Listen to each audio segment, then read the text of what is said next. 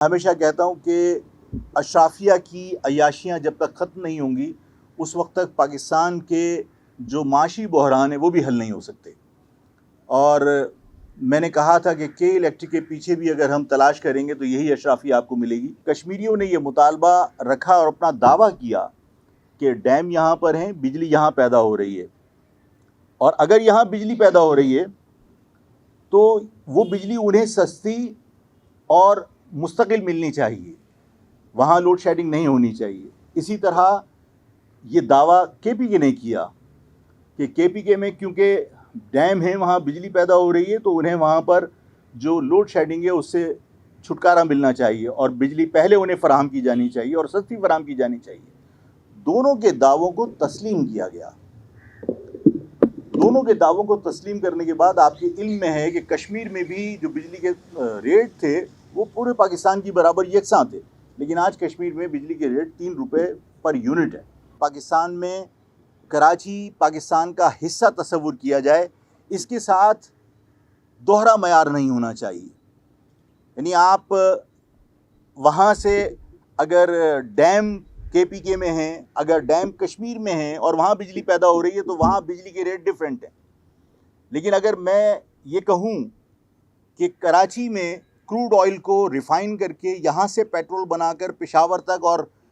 خیبر پختونخوا کے آخری کونے تک کشمیر تک جاتا ہے, اور کراچی اور کشمیر میں اس پیٹرول کے نرخ یکساں ہیں, تو وہ جو ٹرانسپورٹیشن کا خرچہ ہے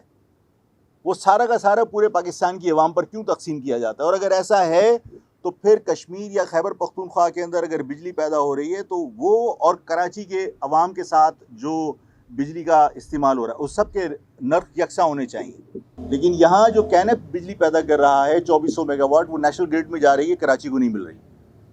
میں آپ کے توسط سے حکومت سے یہ مطالبہ کرنا چاہتا ہوں کہ کینپ سے جو بجلی پیدا ہو رہی ہے 2400 میگا واٹ وہ کراچی کو ملنی چاہیے, اور جو اس کی لاگت آ رہی ہے اس لاگت پہ ملنی چاہیے, تاکہ یہاں کے لوگوں پر جو اضافی بلوں کا بوجھ پڑا ہے ان کی کچھ داد رسی ہو سکے, ان کے اوپر جو مالی پریشانیاں, مالی بوجھ ہے اضافی بلوں کا, اس میں کوئی کمی آ سکے. اور 2400 میگا واٹ بجلی جب کراچی میں شامل کی جائے گی کراچی کے اس سسٹم میں, تو ظاہر ہے لوڈ شیڈنگ کے اوپر بھی اس کا فرق پڑے گا. یہ لائن لاسز جن کو کہتے ہیں, وہ جب میں نے اسٹڈی کی اور میں نے کیونکہ ابھی گزشتہ دنوں شرجیل انعام میمن صاحب, ناصر شاہ صاحب اور یہ وزیر بلدیات کون سے سعید غنی صاحب نے کے الیکٹرک کا وزٹ کیا, اور وہاں یقین دلا کے آئے کہ ان کے جو کئی ارب کے بل ہیں وہ ان کو جاری کروائیں گے. تو پتہ ہی چلتا ہے کہ عوام کے چند ہزار کے بلوں سے کوئی لائن لاسز نہیں بڑھ رہے کے الیکٹرک کے, بلکہ جو گورنمنٹ کے ادارے ہیں ان کے اربوں روپے کے بل ہیں جو ادا نہیں ہوتے, اور وہ ان ادائیگیوں کو بھی عوام لائن لاسز کہہ کر وہ عوام کے بلوں پر تقسیم کر دیتے ہیں, جو ظلم ہے, جو زیادتی ہے. اس کراچی سے محبت کرنے والے لوگوں نے اور بہت سارے جرنلسٹوں نے بہت عرق ریزی کی, بہت محنت کی, ریسرچ ورک کیا, اور اس کے بعد جو ڈیٹیل کلیکٹ کی ہے وہ یہ ہے کہ تقریباً 12,000 میگا واٹ بجلی کے برابر بل کے الیکٹرک جاری کرتی ہے. یعنی 3,555 پیدا کر کے وہ 12,000 کے قریب کے بجلی کے بل عوام کو سپلائی ایشو کرتی ہے. اور ظاہر ہے یہ اضافی بل عوام کے اوپر ایک بہت بڑا بوجھ ہے. ہم نے فیصلہ کیا ہے کہ 3 تاریخ کو ہم نمائش کے اوپر پرامن احتجاج کریں گے کے الیکٹرک کی غنڈہ گردی کے خلاف, لوڈ شیڈنگ کے خلاف اور اضافی بلنگ کے خلاف. اور ہم حکومت سے آج بھی مطالبہ کرتے ہیں, اور وہ پرامن احتجاج ایک وارننگ ہوگی کہ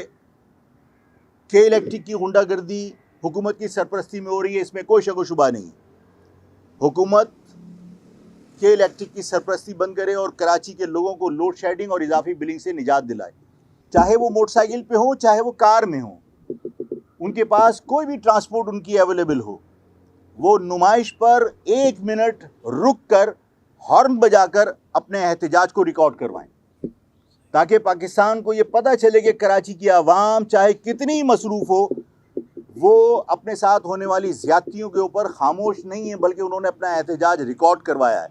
اس لیے کہ ہمارے ساتھ ہونے والی زیادتی پر ہماری خاموشی کو لوگ کمزوری سمجھ رہے ہیں, لوگ یہ سمجھ رہے ہیں کہ ان کے ساتھ کچھ بھی کیا جائے یہ اس ظلم کو اس زیادتی کو ہمیشہ برداشت کریں گے. دیکھیے اگر میری اپیل کے اوپر عوام نے خود اگر دکانیں بند کی اور اس کے بعد کسی پولیس اور رینجرز نے آگے کھلوائیں تو عوام کی آنکھیں تو بند نہیں ہیں نا. جو I P Ps independent power producers جو ہیں ان کی بہت بڑی اکثریت یا تو ہماری اسٹیبلشمنٹ سے تعلق رکھتی ہے یا جو ہماری سول بیوروکریسی ہے اس سے تعلق رکھتی ہے, ہمارے پولیٹیشین سے تعلق رکھتی ہے. یعنی پیپلز پارٹی کے جو مقتدر حلقے ہیں, پیپلز پارٹی کے اندر جو مرکزی قیادت ہے, ان کے یہ ادارے ہیں انڈیپینڈنٹ پاور پروڈیوسرز جو ہیں, اس کے مسلم لیگ نون کے ہیں جس میں منشا صاحب کا نام بھی شامل ہے. اور یہی وجہ ہے کہ ان سے مہنگی بجلی خرید کے عوام کو زبردستی دی جا رہی ہے. اور بعض جگہ تو جو آئی پی پی ہیں انہوں نے بجلی پیدا کرنا شروع بھی نہیں کیے ایک طویل عرصے سے, لیکن صفر بجلی پیدا کرنے کے باوجود ان کی کیپیسٹی کے حساب سے کئی 100 ارب 2600 ارب روپے ایک آئی پی پی کو اب تک پروفٹ دیا گیا ہے.